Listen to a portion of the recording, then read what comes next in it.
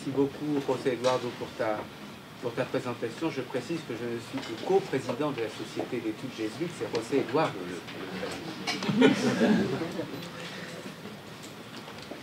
Et je m'excuse beaucoup d'être arrivé, d'une part de parler le français, mais je ne parle pas le portugais.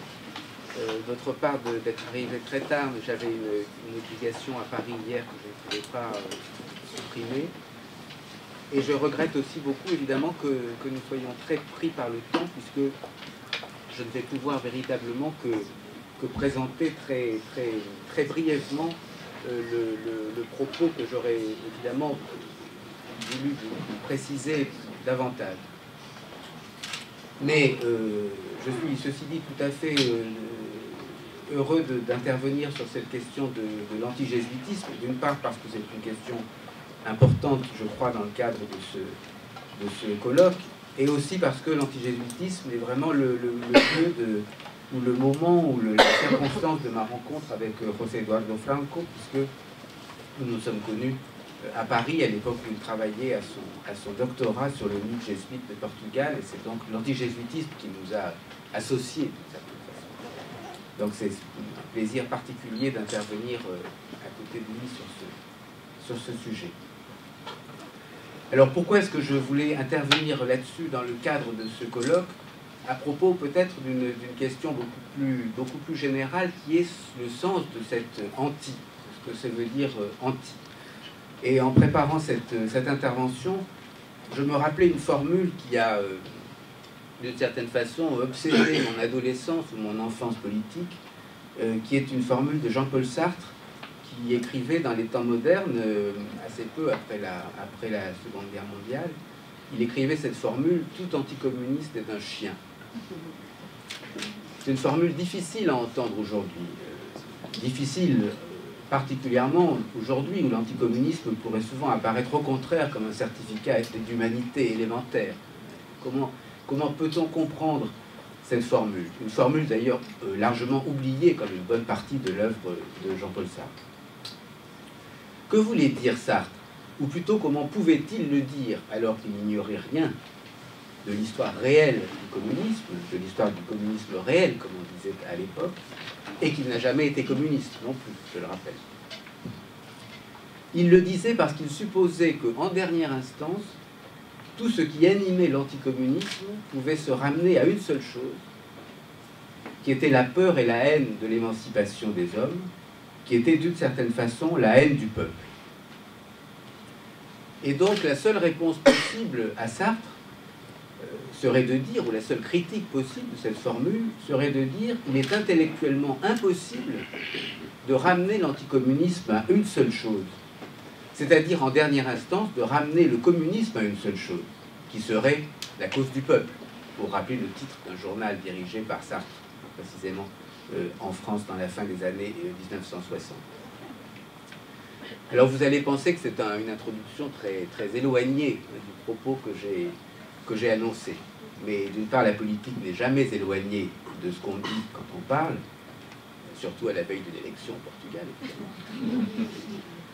Mais aussi parce que je voudrais faire ici l'hypothèse, et je ne ferai qu'indiquer cette hypothèse qui demandait de long développement, l'hypothèse qu'il est impossible de porter un jugement sur ce qu'est l'anti-jésuitisme, parce que justement, il est impossible de ramener le jésuitisme à une seule chose. Mais qu'en revanche, et ce serait l'hypothèse complémentaire, l'anti-jésuitisme a pu produire l'illusion pour les adversaires des jésuites d'être une seule chose. Je ne dis pas seulement d'être quelque chose, mais d'être une seule chose, de former un bloc. Alors je crois que pour développer cette hypothèse, il faudrait retenir trois grands moments de l'histoire de l'antigésuitisme. Ce que j'appellerais un antigésuitisme primitif, d'autre part un antigésuitisme synthétique, et enfin un antigésuitisme mondial. Trois moments qui permettent de poser de trois manières différentes le problème des effets de l'antigésuitisme. Je vais être très résumé dans ce que je vais dire, et donc grossier et sommaire. Premier antigésuitisme, l'antigésuitisme primitif. C'est un anti-jésuitisme important puisque c'est celui qui, d'une certaine façon, correspond à l'histoire même de la Compagnie de Jésus, qui, comme vous le savez, a été poursuivie, expulsée, interdite, dès le tout début de son histoire. Et il n'y a donc pas simplement un anti-jésuitisme du XIXe siècle, qui a longtemps été le plus connu, qui se confondait du reste assez largement avec un anticléricalisme, dans l'Europe de la Restauration en particulier, mais il y a cet anti-jésuitisme moderne, un anti-jésuitisme qui d'une certaine façon fait corps avec l'histoire de la Compagnie de Jésus elle-même. On peut rappeler ici d'ailleurs que le mot même de jésuite est un mot anti-jésuite, puisque ce ne sont pas les jésuites eux-mêmes qui se sont d'abord désignés comme jésuites, c'était un mot péjoratif, caricatural pour les désigner, hein, comme hommes de Jésus, mais en critiquant justement leur arrogance et leur prétention à se donner comme les hommes de Jésus et les compagnons de Jésus. Et c'est assez curieusement les jésuites eux-mêmes qui ont récupéré cette qualification anti-jésuite à leur propre avantage. Ce qui, à mon avis, pourrait suffire à résumer le problème de l'anti-jésuitisme. Mais beaucoup plus largement, le problème de l'anti-jésuitisme primitif s'est posé, c'est un aspect qui a été beaucoup exploré dans ces toutes dernières années, du point de vue de l'histoire, de la longue durée de la Compagnie de Jésus, puisque la Compagnie de Jésus, après sa restauration en 1814, a eu beaucoup de mal à écrire son histoire, en particulier à écrire l'histoire de sa suppression et de sa restauration. On est bien placé au Portugal pour connaître, et pour connaître dans toutes ces dimensions.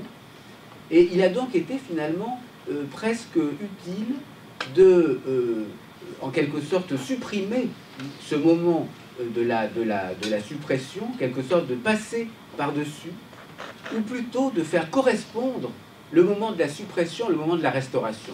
Comme si finalement le moment de la suppression était déjà le moment d'une renaissance. Comme si finalement la suppression de la Compagnie de Jésus était une forme de fondation. Et cette identité entre suppression et restauration, suppression et fondation, occupe très largement le discours anti-jésuite, le discours jésuite apologétique du XIXe siècle. Au point, par exemple, que dans une histoire de la Compagnie de Jésus qui est écrite en 1844, en réponse aux écrits anti-jésuites de Michelet et de Quinet, un livre que j'ai étudié assez récemment et où j'ai eu la surprise de découvrir, dans un chapitre correspondant au début de la Compagnie de Jésus, comment est-ce que François-Xavier de Ravignan, cet auteur, ce jésuite français, date le premier moment de la Compagnie de Jésus par l'interdit de Venise. C'est-à-dire le premier moment de la grande expulsion pendant des décennies de la Compagnie de Jésus d'un territoire. Il en fait le moment fondateur de l'histoire de la Compagnie de Jésus, ce qui est tout de même quelque chose qui donne beaucoup à réfléchir. Et je dirais plus largement, pour terminer sur ce premier aspect, que la Compagnie de Jésus s'est toujours vécue elle-même, au fond, comme un anti. Elle s'est toujours vécue elle-même comme un anticorps dans l'Église, comme un anticorps sur un double front, d'une part comme un anticorps de l'Église réformée, de l'Église protestante, et d'autre part comme un anticorps dans l'Église contre-réformée, puisqu'elle s'est voulue tout à la fois adversaire de la réforme et réformatrice. Elle s'est voulue donc doublement anticorps par rapport à l'Église. Et c'est du reste, évidemment, l'une des raisons de son histoire difficile. Donc, pour résumer cette première partie, je dirais très sommairement que l'anti-jésuitisme a commencé par fédérer la Compagnie elle-même, qui n'est pas séparable de cette anti, de cette fonction anti. Deuxième grand aspect, ce que j'appellerais un anti-jésuitisme synthétique, qui est le fait qui conduit à la suppression de la Compagnie de Jésus à la fin du XVIIIe siècle, qui est le fait que des fractions extrêmement différentes, voire très opposées de l'Église catholique, trouvent dans cette fin du XVIIIe siècle un socle commun, et un seul, l'opposition à la Compagnie de Jésus. Dans le jansénisme gallican, dans le jansénisme italien en particulier aussi, dans la curie romaine, dans le catholicisme des Lumières, c'est une solidarité, en quelque sorte, entre toutes ces composantes de l'Église catholique qui finalement s'agglomèrent autour de l'opposition à la Compagnie de Jésus. Et aujourd'hui, dans l'étude des causes de la suppression, cette dimension devient absolument centrale quand on cherche à comprendre comment est-ce que la Compagnie de Jésus, un corps si puissant, a pu être supprimé par un pape, c'est-à-dire par celui-là même qu'il avait fondé quelques siècles auparavant, et qui du reste la reconstituera quelques années plus tard. On peut dire d'ailleurs, si l'on étudie le XVIIIe siècle, que la Compagnie de Jésus s'est elle-même en quelque sorte anti-jésuitisée, puisque le premier moment de son grand affaiblissement, c'est le moment où, sous le généralat de Tirso González, elle ouvre une sorte de machine de guerre contre toute une partie d'elle-même, ce qu'on a appelé la partie laxiste, la partie gouvernée par la théologie morale, et que donc elle ouvre un front à l'intérieur d'elle-même, un front qui évidemment l'affaiblira face à ses adversaires. Alors tous les travaux qui ont été en particulier ici produits et animés autour de José Eduardo ont montré dans l'histoire du Portugal la multiplicité des causes de l'antijésuitisme et comment cette multiplicité avait pu prendre une consistance politique extrêmement forte dans ce qu'on appelle le pombalisme. Et il serait évidemment beaucoup mieux placé que moi pour évoquer cette question-là. Mais on peut dire donc que l'antijésuitisme, sur ce second aspect, a fédéré la société chrétienne européenne. Et ce que je dirais, et je ne le développerai pas, je ne ferai que le souligner, c'est un aspect que j'ai tout récemment découvert et qui est un des aspects les plus passionnants de l'histoire de la restauration de la Compagnie de Jésus, c'est le fait que cette restauration ne met pas du tout fin à cette solidarité anti-jésuite. Et qu'il y a en particulier une histoire extrêmement complexe en 1814, dans le moment même de la Restauration, entre plusieurs bulles de restauration. Une bataille romaine, dans l'intérieur de la curie romaine, une bataille sanglante, comme souvent les batailles dans la curie romaine, entre différents types de restauration, entre un parti qui veut restaurer la compagnie telle qu'elle était avant sa suppression, et l'autre parti qui veut restaurer la compagnie telle qu'elle doit désormais être, c'est-à-dire essentiellement un ordre s'occupant des collèges, ne s'occupant surtout plus jamais de politique.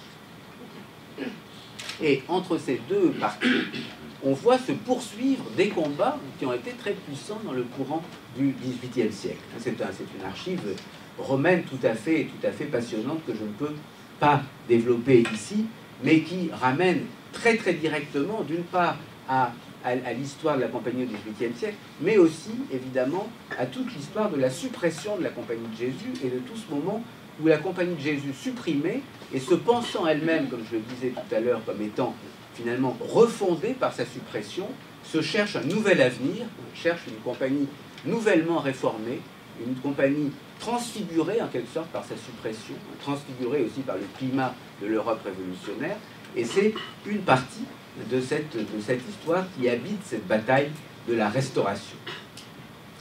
Enfin, troisième et dernier aspect, à partir donc de ce rappel également du pombalisme, mais le Portugal conduit toujours au vaste monde, comme vous savez bien. Enfin, un troisième aspect qui serait ce que j'appellerais l'antijésuitisme mondial.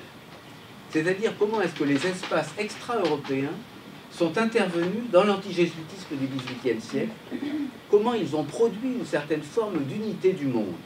Et ceci par une lecture qui est nouvelle et récente, puisqu'on a souvent au fond interprété la suppression de la Compagnie de Jésus comme ayant des causes purement européennes, des causes politiques liées aux oppositions des monarques européens à la Compagnie de Jésus, liées aux oppositions d'une partie de la curie romaine à la Compagnie de Jésus. Mais on a très rarement, vous savez que l'histoire de l'Europe a souvent été eurocentrée, elle est d'ailleurs encore assez largement aujourd'hui, on a très souvent oublié le poids des théâtres non européens dans la suppression de la Compagnie de Jésus. En particulier la Chine et l'échec des jésuites en Chine, dans ce qu'on a appelé la célèbre querelle des rites, et puis l'échec des jésuites en Amérique latine et en particulier au Brésil. Et ce sont ces deux grandes scènes extra-européennes qui également finalement convergent vers la suppression de la Compagnie de Jésus.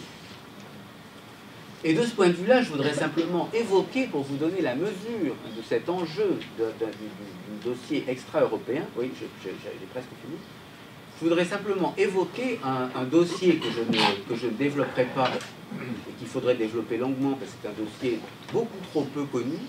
C'est le dossier qui concerne un évêque novo-espagnol, ou mexicain autrement dit, Juan de Palafox, un grand évêque mexicain du XVIIe siècle, qui était un féroce adversaire de la Compagnie de Jésus, qui était très attentif à ce qui se passait en Chine au XVIIe siècle concernant la Compagnie de Jésus et ses difficultés sur le sujet des rites chinois, et qui meurt à la fin du XVIIe siècle, Mais lorsqu'on va vers la suppression de la Compagnie de Jésus à la fin du XVIIIe siècle, on ressort tous les textes de Palafox, mort depuis longtemps, sur la querelle des rites chinois, et on se sert au Mexique, contre les jésuites, des textes de Palafox sur la Chine. C'est un épisode mal connu et qui dit à quel point, d'une certaine façon, l'antijésuitisme a cette dimension absolument mondiale. Il est très surprenant de lire dans les écrits, dans des publications mexicaines des années 1750, toute une série de travaux extrêmement précis de Palafox sur les difficultés des jésuites en Chine, réutilisés comme une machine de guerre contre les jésuites. C'est donc l'un des dossiers que l'on pourrait développer concernant ce troisième antijésuitisme, cet antijésuitisme mondial.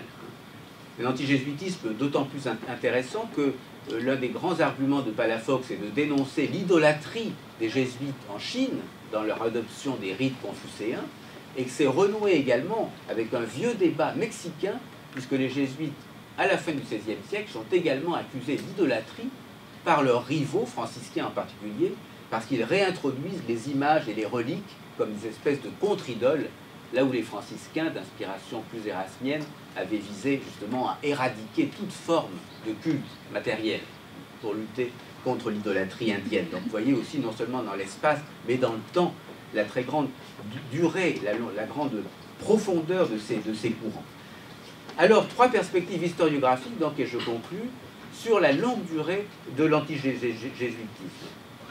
Et vous remarquerez d'ailleurs que dans cet exposé, je suis allé quasiment en remontant dans le passé, puisque j'ai mentionné ces histoires de la Compagnie de Jésus au XIXe siècle, puis progressivement je suis revenu vers le XVIIe siècle, donc en faisant état de cette longue durée de l'antijésuitisme qui fait corps avec l'histoire de la Compagnie de Jésus.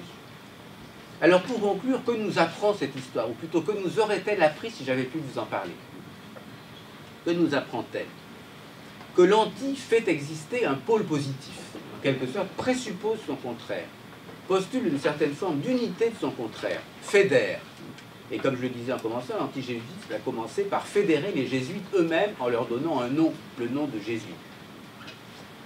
On pourrait dire, pour prendre un tout autre exemple, que pendant des décennies, l'antifascisme a été fédérateur en Europe. Nous sommes tous bien placés à différents titres pour le savoir. Aujourd'hui, est-ce qu'il y a un anti? Est-ce qu'on peut parler dans l'Europe d'aujourd'hui d'un anti? Il est difficile de le voir, difficile de le savoir, difficile aussi de l'interpréter. Sauf peut-être ce qu'on appelle de plus en plus souvent l'anti-islamisme. Mais la question, et c'est, me semble-t-il, l'une des questions les plus importantes aujourd'hui, mais c'est une question pour laquelle le travail sur l'antijésuitisme peut être extrêmement riche de suggestions. Qu'est-ce que l'anti-islamisme peut-il bien fédérer? Que peut bien faire exister de positif l'anti-islamisme? Eh bien, c'est sur cette douloureuse question de notre temps que je m'arrête et que je vous remercie.